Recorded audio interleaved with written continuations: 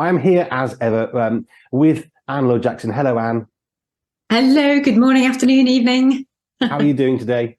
I'm doing really well, thank you. Cool. I'm just checking, even though we're supposed to have done this before, but my microphone, that's better. Yes, I was just checking something. New system, new background, new backdrop and everything. I know, and I'm really looking forward to the time. Actually, your listeners and your viewers have to tell me what they think of the white backdrop, whether they would like more in the background or whether they like the simplicity of just the purity of a white background, or whether they'd like more character in the back. I'd love to hear actually anybody's responses to that. Cool. Oh, yes, do let us know. Do you want stuff to appear behind Anne? That would be great. Like a climbing wall or something. That's right. I get it back out of storage and put it up there so you know who I am. But it's like we do like that. Again, it's like that visual, that visual stimulation. Would that be helpful for some to help them concentrate? Because they can have a look and try and work out what's going on in the background while they listen to what's going on. You could have little puzzles going on in the background, couldn't you? Little hangman that grows every week. And spot the difference for people's visual discrimination and perceptual skills. I can have things flying up. I was doing an interview to somebody. I think I mentioned this. I love the plants behind you. It looks great. They had a little one plant and another plant. And it was really great. And he said, yeah. Somebody said that was really good. They're fake. Right. They look great. I thought they were real. I have one of those. I'm going to play it fake. I do have a fake plant. That's to keep me happy in the office because I'll kill it otherwise. Oh, fair enough. I used to have, Josie said, I had a desk in the house. And she said, you need a plant. So she bought me this beautiful plant. I looked after it and it died. And we couldn't help it. And someone said, where did you put it? It was on my desk. Did it ever get any sun? Well, no, it's on my desk. It's an indoor plant. But they still need sun. So it died. Yeah. Lesson learned. But anyway, it's too late to salvage. Right. So we had some positive comments from people. We love Laure Jackson, which is great. And excitingly, we were looking at some of our analytics, which is not very exciting. But it is exciting because on a Thursday between 3 and 6, more people listen. Yay. Which is cool. They want to tune in, which is brilliant. That's an encouragement. Right. I suggested to you earlier, and you said this is okay, that it might be good to take a person through, not just you get sensory health and we help you and you get better, but like from the point of somebody saying, okay, Anne, I think I've got some sensory issues, through an email or whatever from your website. If you could just take us through the story, more detailed of that first inquiry of help, I might have a problem, through to not the end, but through to a place of good sensory health where they can live that, as you put it, the best life they can live where they are and really getting the best out of it. Can you take us through that whole journey, perhaps just demystify it for some people who might be a bit nervous about making that first contact with you? Yeah, no, that'd be great. It's so the website AnneLaureJackson.com is a place where you can find different types of resources to begin with. So it could be that you just want to have a look and have a sense of what's out there and what you can get for free and just absorb those resources. So it's just a question of putting in an email. So we can send you the stuff and then checking the emails because sometimes they go into junk or spam boxes. That's the first thing. And people are thinking, oh, where are they? So just going to the website, having a look. There are various videos and things that are on there for you to engage with. But normally, folks are coming in with a bit of exhaustion. They're frustrated. They don't know where to go. They feel as though they're just going around in circles. At home, they might be treading on eggshells. Just know that something's up, and maybe there's been one or two things either from what they've heard here or what they've read or what a friend has said that is saying that maybe there are some sensory issues. So if you kind of get the free downloads is a good place to start because there's some really basic videos at 2 to 3 minutes long, just on basic information. Get a feel for logging into the website, because when we actually it's nice next. Let me take the next bit. It's lovely to have a call just for 15 minutes to meet with me because, I hope I'm not a scary person, but it's also a big thing to be on a Zoom with someone. And it's just really nice to be able to have those conversations and for folk to know that I'm hopefully not a scary person, that they will be cared for, that they will be loved for. If they're Christians, we pray together on that call. If they're not, we don't, because I just recognize folks are in different places. But I get to see if there's something that I believe I can help with, because I don't want people to come into the sensory super system if I can't help them. That's not good for them, and that's not good for me. Because a lot of what I do is built on word of mouth, and basically I only want to help people help themselves and change their lives. And if I don't think we're a good fit, then we don't. I don't offer a spot to come into the system to work with me. So that's nice to have a little 15 minute Zoom, and that can be booked straight from the website too. So there are free resources. There's a little 15-minute call just to say hello. And I really like those. They're just lovely. And it's an automatic online booking system. So when they do click to book a call, then it automatically opens up. You get one of those little online systems where you book a call and they get sent the Zoom link straight away. They get reminders and little prompts before the call. So hopefully, again, that takes away that any fear of, I don't know where I'm supposed to be, when I'm supposed to be. All those emails and prompts should be straightforward in there. But once we've realised that we are a good fit for each other, and that we just want to get started, folks literally sign up through the website. Credit card, PayPal, anyway, and it's just automatic. That's dead easy. When we then start, folks are sent, I normally have one here actually. Yeah, they're sent a guidebook through the post, so that folks can see what it's like beginning to end going through the system. So it is full, the pages are all there, of things that they will fill in to help us chat together and work it through, because it's an on-demand system where folks watch the videos, they complete the guidebook about their own child, about themselves, about someone that they're working with, and do that about 15 minutes a week. Doesn't take that much. So we're getting folks with that experience of feeling that frustration or exhaustion or not knowing where to go. And it's like, I'll take you by the hand through the system. The guidebook will take you through. I'm there coaching once a week. We can connect on that. All those private one-to-one services that folks can pay extra for if they want that. But there's sponsorships. The level at which folk can come in varies. At the moment, we have this amazing offer for just £49 a month for folks to be able to come in and get the full works of everything that I have to offer folk. And that's normally £249 a month. But there are sponsorships. There are different ways of being able to help folk if finance is an issue. But for now, for sure, it's just, let's just, if you can, come on in, you get the guidebook, you work it through. So initially, the first month to 3 months is about assessing. So we have to look at every single sense. They're auditory, visual, tactile, smell, gustatory, vestibular, proprioceptive, interoception. There you go. Those are 7/8 senses. And I've got videos, and we see what each of them are, how we might respond to them. Over, underreactive, if we can't discriminate them, if we're not good physically coordinated wise with any of those senses.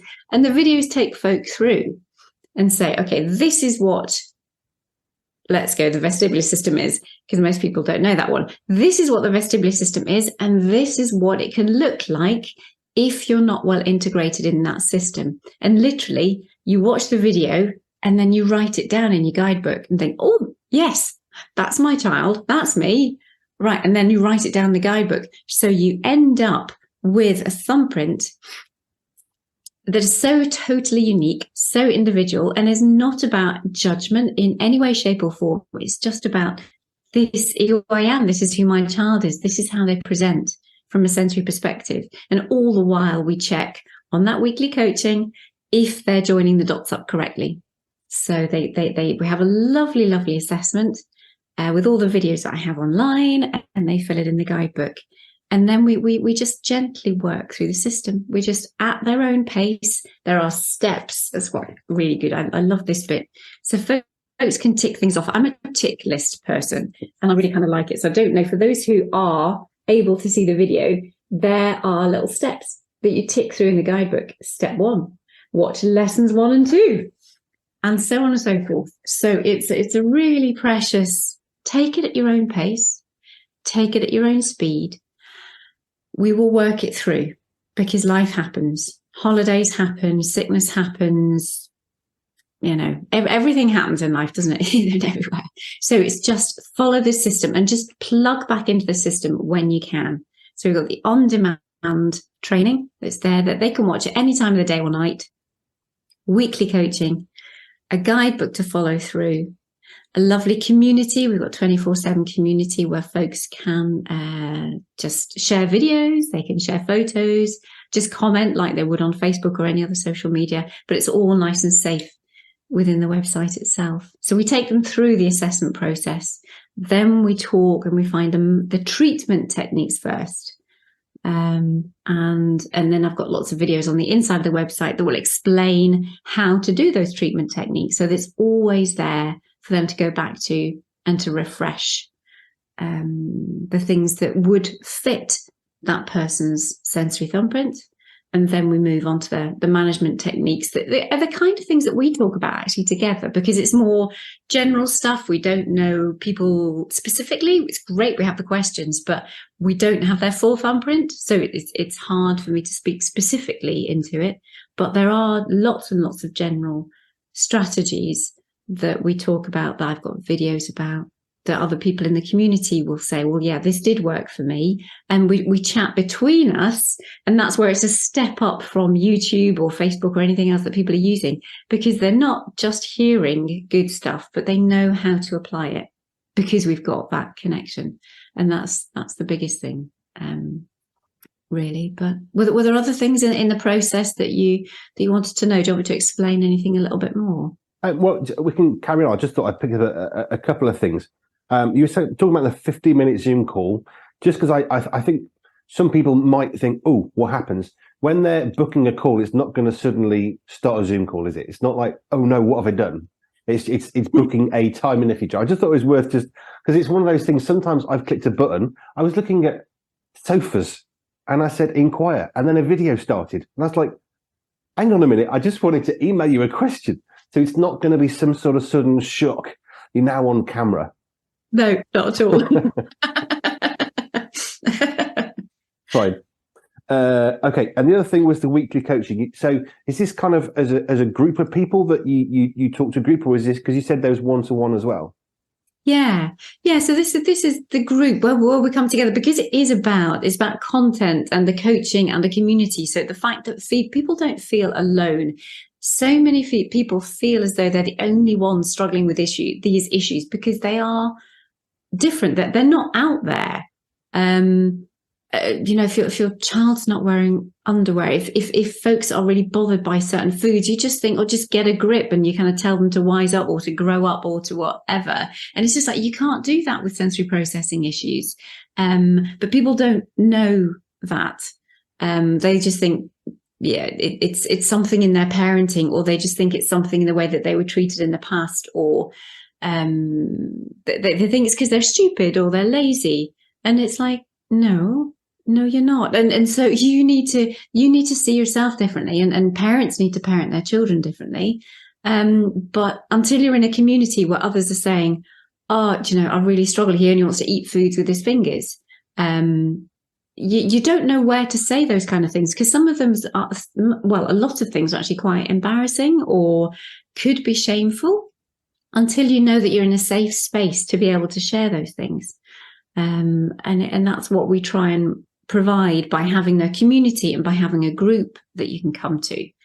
Those are recorded and they're put on the inside of the website. But I always say to anybody, look, we can pause those if there are things that you want to say that you don't want to be recorded just for the community. We never publicize those outside. The same way that we do these calls go here, there, and everywhere, because it's just like, look, folks, this is real. If you're struggling with it, we want to help you. But they're private, but we can still pause those recordings because we don't need to record all details if folks don't feel comfortable sharing it within a small community. But the community is there to offer support so that folks know that they are not alone. They're small groups. Not everybody comes on every week. Some people just like to work through the system. You can book a one-off call if people want, but it's more economical if folks do want a private one-to-one service as me with their personal OT that is just for them. Then there is what I call the gold offering. It is a higher offering of service that naturally needs to be paid for, because my time is really precious with all the different things that I do and the different fingers of different pies that I have my finger in. There's only one of you. Yes. But there are some lovely other sensory integration trained therapists that I'm working alongside, and that some have actually gone in to do postgraduate training so that they can come and work closer with me. And then the more I know what they know and the more experience they have, then the more I'll be able to trust them to take care of people that are coming to me because they trust me to be able to help them. But it would be lovely in time to grow. Okay. And just the one other thing which I thought might be just good to flip back to, you talked about the online 24/7 community. You said it's a bit like a social media. So is it sort of, it's self-contained within your website? Is that how that works? That's how it's made safe and secure. Yeah, totally. It doesn't go near any social media at all. I do have for Christians, we've got the Christian Sensory Support Facebook group. That is, it's a private group, but that anybody can join that and anybody can comment. And as long as folks know that that's the ethos, and that we only want posts. We did have a psychic in there at one point, and it was just like, actually, I don't think this is an appropriate place. There needs to be a safety within the community. So it's like, no, this is a safe spiritual space for those of us who have a Christian faith, who just want to live God's way. It's like, we just need to be safe. We just want to feel safe in the groups that we're in. So that's the Christian Sensory Support. There are loads of other Facebook groups for loads of other sensory things. So I thought, I don't need to do that. But what I do need for my own members is a safe space, regardless of whether they acknowledge any faith in their life at all. It is just a safe space for the community on the inside. But you share that it's a lovely system. You can post, you can put videos, you can upload photos. So we've had, like last week, we had a little the handwriting grip, because handwriting is a massive issue for lots of children. Lots of it can have a sensory underpinning. I have a 12-week handwriting with ease course that is a bonus part of the sensory super system, because it's about, when we understand the senses, we have to make it real. And it's how does your sensory processing affect life? So we can specifically address certain things like meal times, like handwriting, and assess. And it's really lovely to have that two-way, even though we have group coaching, that's 24/7. I can comment into those pictures. Again, knowing where the child is coming from a lot more than in a general Facebook group.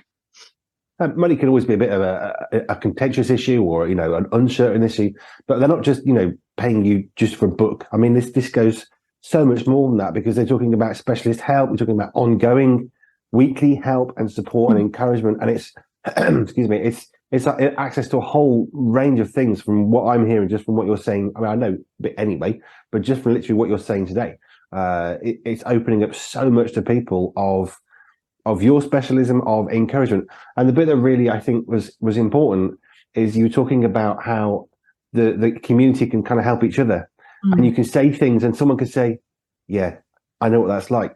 Because when I can only go off my own CBT therapy, or the PTSD therapy, was I chatted to a guy who was in the military, in the RAF.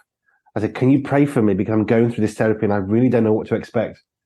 And he was great, because he understood the idea of CBT, cognitive behavioral therapy, and PTSD, because he's in the military, so he gets trauma. So it was really good to have someone I felt safe to say, this is what I'm doing, for him to understand that. But not everybody would. You say CBT and people don't necessarily know what that acronym means, or PTSD. Oh, does that mean you've been in a war? And well, no, it's just a form of trauma. But actually, someone who understands that takes that kind of it's like almost becomes what takes away that taboo-ness. I suppose that's a better word, but it to remove some of that mystique of, actually, this is quite normal what I'm going through. Yeah.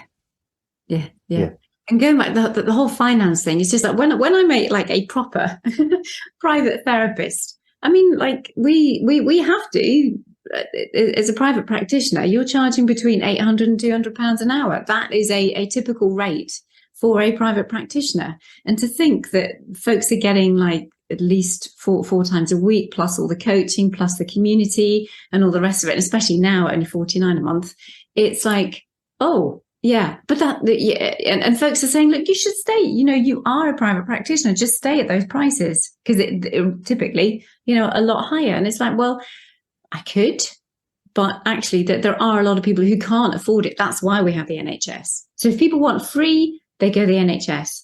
I'm trying to find that final, that balance between, if they do and they are able to pay, brilliant, they will get an excellent service. They will still get an excellent service. It's just delivered in a different way when they come in at the bronze level, which is our group level, and has a variety of price points for people to be able to accommodate that. But as I say, free, folks go to the NHS.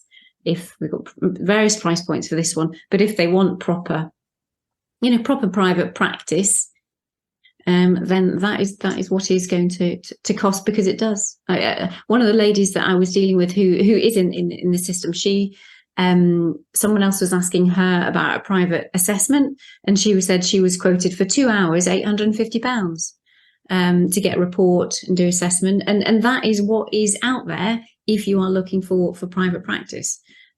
So yeah, money's an interesting one, isn't it? It is. I saw something the other day, and I thought this really sums it up. And it was somebody who had, it was in America, but they were clearing leaves from somebody's garden, and they charged them $150. I think it was about 30 minutes work. And this person, oh, that's outrageous, $150. And he said, yes, but that machine cost me $60,000. Right. So $150 into $60,000, that's quite a lot of time. And that doesn't cover the cost of the people and the maintenance and the repairs. And I think we can sometimes forget, oh, that sounds a lot, but it's everything behind it. $150 for half an hour for a $60,000 machine and staff, all of a sudden doesn't sound quite so bad. It's just leaves. Yes, but you want them gone, and it's a service you have to pay. And I think it's only right and fair that we do that. And it's actually a biblical concept anyway. We should be paying for the things, and it's good. Yeah. Yeah, because I added up how much, because I've been self-employed since my first child was born. Well, I wanted to be, but my husband wasn't keen for me to do that just then. So I had to wait. So it was another 2 years before he was happy for me to set up my own business back in 2004. And to think that that's 20 years of everything. I have just reinvested everything back into the business so that I could be a better therapist, so that I could be a better, all the rest of it. And nearly £200,000 later that I have spent. And it's just like my first year, I remember my profits for the first year, £100 for the whole year, because I just kept reinvesting just so that I could serve people well. But I always remember that, and I thought, yeah, I will. £100 was my first year's profits. And it's just like, yeah, I'm not in this for the profit. I want to run a really, really good business. I would like to make a lot of profit. I would like to be able to serve and help and to fund other things. And that's where I'm growing and starting to be able to invest and feed into other people, because of the money that's coming in. But that's also how money should work. It's not about us holding on to finances. It's about what can the finances then enable us to do? Who can we help? Who can we support? What else can we do? How can I make this business better? Because actually now I can afford to pay for people to create a guidebook. It's only this year we've been able to afford to actually send this out, and it just helps people through the system that bit better. But I can afford to get it printed now. So yeah, I like using money well, and that's a skill. And investing wisely, which is sensible. So I think we've sort of covered, if I got this right, we are now about 3 months of the assessment. So you've now got your unique thumbprint. You've got an idea of, okay, these are my areas of struggle with my particular senses. I've got a problem with touch or sound is something that I struggle, and this is the problem. Where do you go once you've got that? What's the next step of the journey? Okay, the next step of the journey is working through the Managing Sensory Issues course. So we look at every single sense and the different things that you might want to do, according to what we found, in each of those senses. There are hundreds of videos on the inside of me showing you, right, you might want to get a ladder in the garden because you're going to do these kind of ideas with them, or we're going to get a quilt at home in the bedroom, and you're going to roll your child up before they go to bed, and you're going to pat them down and squish them, because that's really going to help them settle to sleep. So we have a look at all of those videos. We look at general principle management techniques and see which of those connect with the family, because it's all about also finding the right flow. I've got what is going to work for that family, because every family is going to be different. The treatment technique, the treatment strategy might be the same, but they'll have to do it in a different way because of the hours that the parents work, because of the hours of whatever, or where they live in the world, what the temperature's like, what's going on in that particular season. So it's all totally individualized. So we work through the management course. Then we look at sensory diets, which is not about the food that people eat. It is about, what was that? I was going to ask. It's about the sensory input that people put into their bodies, into their daily life. So every single minute of every single day, we look at what is going on in the environment, what is going on in your senses to help feed you. That's where the diet bit comes in, to feed you and to keep you well and fit and focused and energized. What are the things that we need to incorporate? So we take folk through that system, look at dissecting everyday life and what it looks like from a sensory perspective. We look at self-regulation then, because that for lots of people, that is an issue. It's not an issue for everybody. Self-regulation is just how able they are to keep control of their emotions, not get angry, aggressive, fight, kick, hit out, which, to be honest, about 70% of the folks coming into the sensory super system, that's their biggie. That's the biggest issue that they're having. It's like these emotional outbursts. It's the anger, it's the nervousness, it's the controlling behaviors. That probably is about 70% of the folk coming in. So we look at how we use sensory work and understanding strategies and treatments to focus in on that area. And then once we think folks have a really good handle of sensory issues, so they've understood it, they've assessed it, they've managed it, they've tweaked it, they're putting different strategies into their everyday life to find that flow, then comes the point where I say, okay, not everything actually is sensory. It might look sensory, but actually it's not. And that's when we move on to dissecting. Is it sensory? Is it behavior? Or is it a heart issue? Do they just want their attention because they just want to be with you? There are so many different types of things that things could be that are not actually sensory and that would be better treated in a different way. And so that's when folks are ready to either leave the program or acknowledge that they want to spend more time learning about the sensory stuff and being supported in their maintenance of understanding all of this stuff, or they recognize that, I think actually, or together we've realized that, again, most of these issues are due to something else and aren't actually sensory, but there is incredible power in knowing what something isn't sometimes and having the affirmation that, yeah, I've had that really fully assessed, and that we do know what is left over. It's kind of like, come in for the time that you want to spend with us, whether that be 3 months, whether that be 6 months, whether that can be for the year, and just know that you have got sensory needs nailed. You've got it sorted. You do know, you understand, and you know where they're at. And it's other things, other aspects of brain processing that are left over that need addressed in a different way to help you and help them.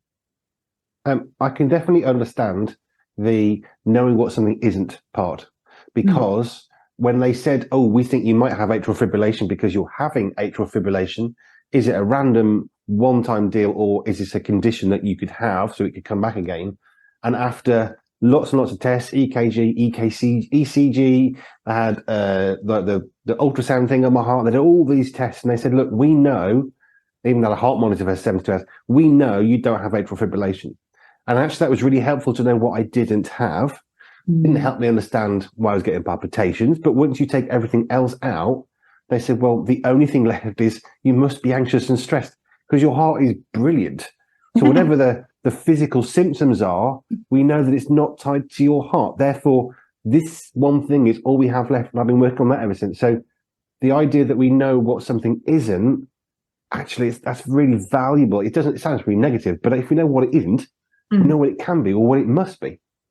Yeah. And I think that's what I love by the fact that I can work with folks to do the assessment really well, because we do know what we are dealing with. Like, so the end of 3 months, that's what I was saying, look, you can cancel after 3 months. If you want to whiz through it, you can do it even shorter. If you want to just do it in a weekend, get the assessment done. You just need to really apply yourself. But if you do want to do it, you can do it. Just come in, get the assessment, and then you can cancel if we haven't found sensory issues. But because of the assessment that we go through, it's like, oh, because if we do have a sensory issue, it changes when we put sensory strategies with it. That is why I love it, because it is so, if you have got this, we can do this and it will change. If it's not changing, we either need to tweak what it is we're doing, but that doesn't take much to sort. But it's an affirmation, a confirmation. Look, it genuinely is not a sensory processing issue, and let's go elsewhere, or you go elsewhere. And I would recommend you do this instead, or you go to see this type of person because this is the type of work that you need, and it isn't actually sensory processing and integration that you need. Wow. Okay. One of the things that I came back on, I joked about the sensory diet. Is it food? Okay, it's not. But I was thinking about food because some people can have a particular reaction. For me personally, I love onion. My body doesn't. So I've learned that the best thing to do is not eat onion. If I eat onion, I enjoy it on the way down, but then my stomach is really, really not happy. So I've learned to manage the situation by not eating onion. So what we put in through our minds or through our mouths, obviously we understand through our mouths it's going to change. So I don't eat onion as much as I might want to. But when it comes to the senses, I'm guessing it's the same sort of things, like what you feed yourself, or perhaps what you allow in. Some of those things, they may not be good for you. So therefore, we need to be careful. In the same way that I think Phil Collins went deaf because he had too much noise for too many years and didn't care for his hearing. So therefore, if he'd have worn ear defenders or been more careful, his hearing would have been better in later life. And it's that. Is it that sort of thing? Am I oversimplifying it? No, absolutely brilliant. And that there are some times that we will know another word for sensory integration is fun. So it's good that it feels fun. That kind of like has to be the basic. And if it's not, if something that we are doing in the therapy, in the treatment, in the management of it all, if that makes you feel worse, then we know that that's not correct. It's the same way that you might ingest something and you think, oh no. But it's finding there are elements of sensory craving and elements of sensory seeking that are not good and not helpful for the system. And that is where it is good to talk it through, because most of the time people are aware of what they need and we can honor that and totally say, but there are occasions when actually, no, it is not good for you to be doing that. I went to see a mum, did a home visit with a mum. When was that? Saturday. And she just needed the confirmation. She said, am I doing it? Am I doing it right? Is this going to be okay? Because she wants to do this a lot. So we had a look at the girl's behavior. And I'm saying, is she getting dysregulated? Is she getting disorganized? Is it affecting her communication? Is it affecting her sleep? Or is it affecting her negatively after doing all of these things? And she said, well, no. She said, when she does these things, she's actually more affectionate, and we just enjoy life a little bit more. So I said, that's how you discern, a lot of it the right way, and trust, just trust, go ahead. So mum just needed that confidence just built up, and that's what I love to do. It's just being able to affirm and say, yes, you can, that's great. Keep doing what you're doing. It may look a lot, but if you're not seeing the negative, and you are seeing some positive, we're going in the right direction, and that's okay. But we'll keep conversing, keep having that conversation, because at any point things can change, in which case we need to change with it. And that's where I love that. Continuing coaching so that I can speak into lives as they continue themselves. Wow. Okay. That's really, I love that. It's that affirmation. I've talked about this, I think, many times in different spheres, but we've lost a lot of the connection with family and parents and some of the basic knowledge. I mean, breastfeeding is one of the things that I was quite passionate on. I used to deliver breastfeeding talks to new mums to be, because that's what Joe did. And the one thing I loved was all these new mums saying, no one's told us these things. We didn't know. And I used to work with a midwife, and she said, this is the problem. This is why I was valuable to them, because I was saying, well, here's my baby. We use breastfed milk. Joe expresses it. We store it like this. This is how you do it. This is how you can feed your child. We didn't know that. We thought that was really weird. And it's like, it's really normal. But if you don't know, you don't know. And actually that affirmation it is lacking in society in many ways, because fragmented society and families and all that. But actually what you've just done for that mum, now she's got some confidence because someone's come alongside her and said, yeah, that's okay. Yeah. And how liberating is that going to be for that person? Oh, I hope so. Yeah. It was lovely getting the email in the evening. She says, oh, and it's just like, yes, go, mum. Oh, it's so encouraging. Thank you for sharing that. I just thought it might help people to understand a bit more of what it is that you're doing, because you talk about occupational therapy, and my brain would have a few years back gone to, it's something to help you work. And I know that's something you do, but it's a lot more involved than that. It's a lot deeper than that. And it's not just about doing a job. It's about living life, because work is not something we do until we die. Work is a part of our life. Therefore, what you're doing isn't just helping someone to have a job. It's actually helping to engage better in the community that they're in. Yeah, do the job of living. Yeah, which is important. It's kind of important. It matters, doesn't it? Wow, thank you. Right, well, another wonderful session. Thank you, Anne. If people want to know more, where do they go to? AnneLaureJackson.com. Follow on social media at Sensory Health Coach. There's YouTube and Instagram, and then it's also what's so lovely, like your family, my son is coming on board to help me to spread the word and say, hello, does this connect with anybody, or who does this connect with? And I'm here to help if you would like help. So he's going to come on board. So hopefully into 2024, those social channels will be just brimming with goodness and helpfulness, and there for you. But we're going to we're taking December to look to look over everything, and just try and plan it as well as possible, to reach out to people, let them know we're here.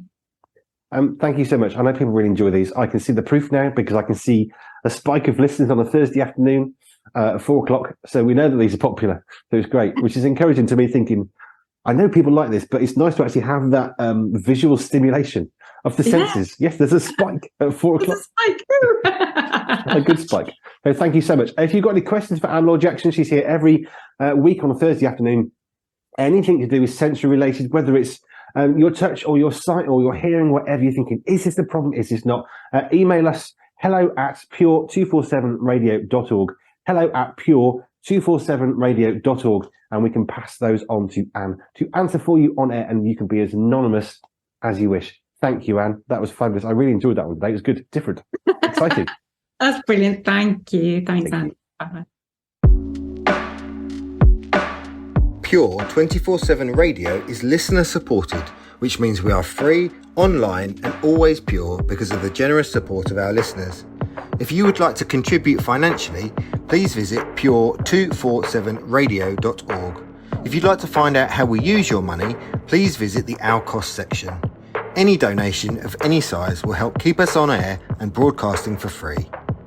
Thank you.